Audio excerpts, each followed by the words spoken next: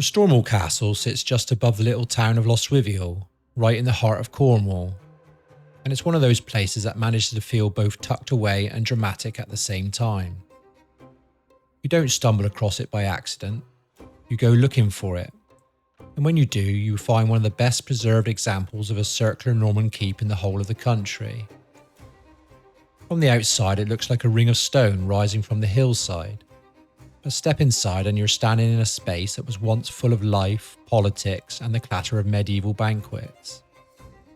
In this guide I'll take you through everything you need to know before visiting, from parking and tickets to what you'll actually find once you're up there, and a few local tips to make the most of your day.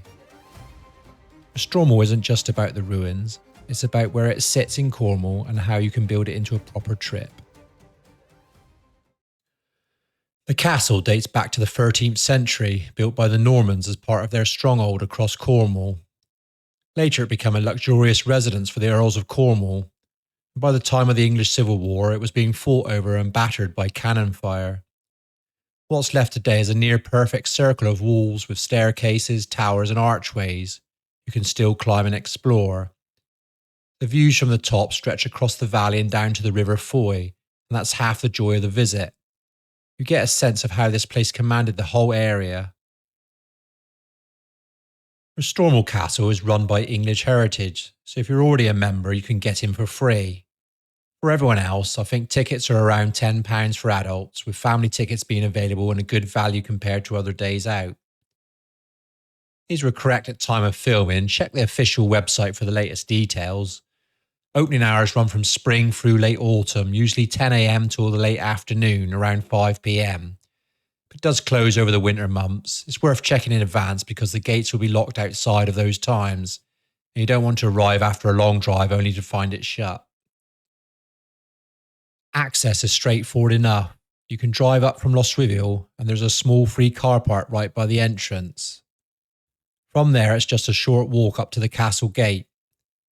Be aware that the site is on a slope, and once inside you'll be dealing with grass paths, stone staircases and uneven ground. For wheelchair users and pushchairs, the main outer grounds are accessible, but the higher levels of the keep aren't step-free. There are no lifts, so if you want the views, you'll have to tackle the spiral stairs. That said, the grassy bailey and outer paths still give you the sense of the place without climbing. There are also accessible toilets on site.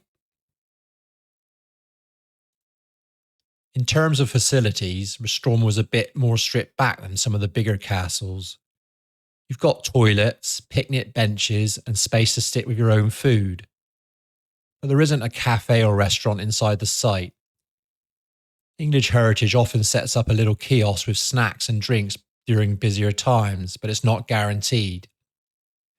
The best bet is to bring a picnic or plan to eat down at Lostwithiel afterwards, where you'll find a high street with varied pubs, cafes and shops.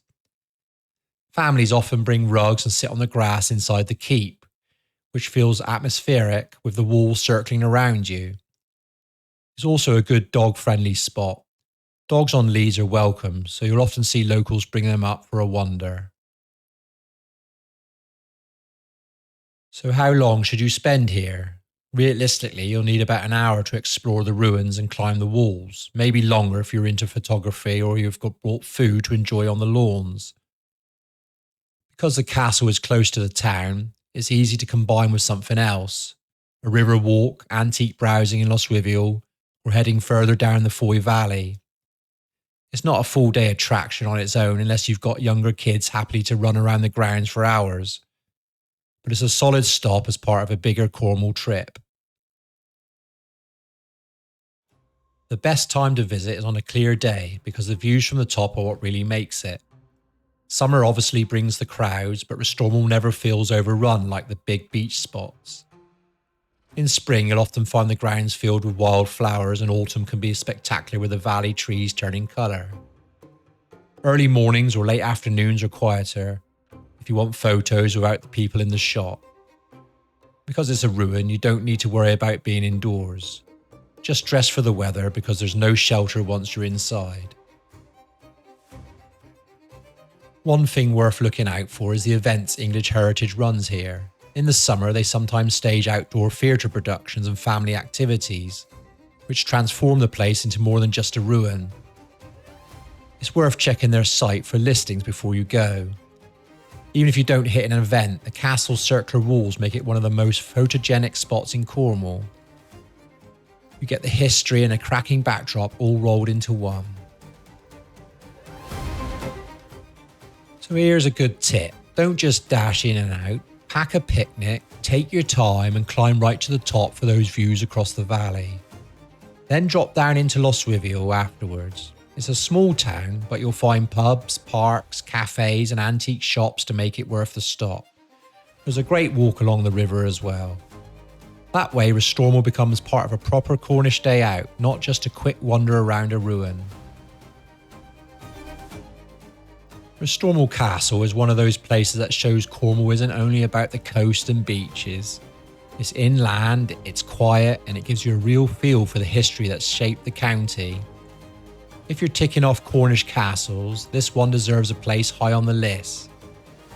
Subscribe for more straight-talking Cornwall guides in the future, and thanks for watching. Until next time, cheers you.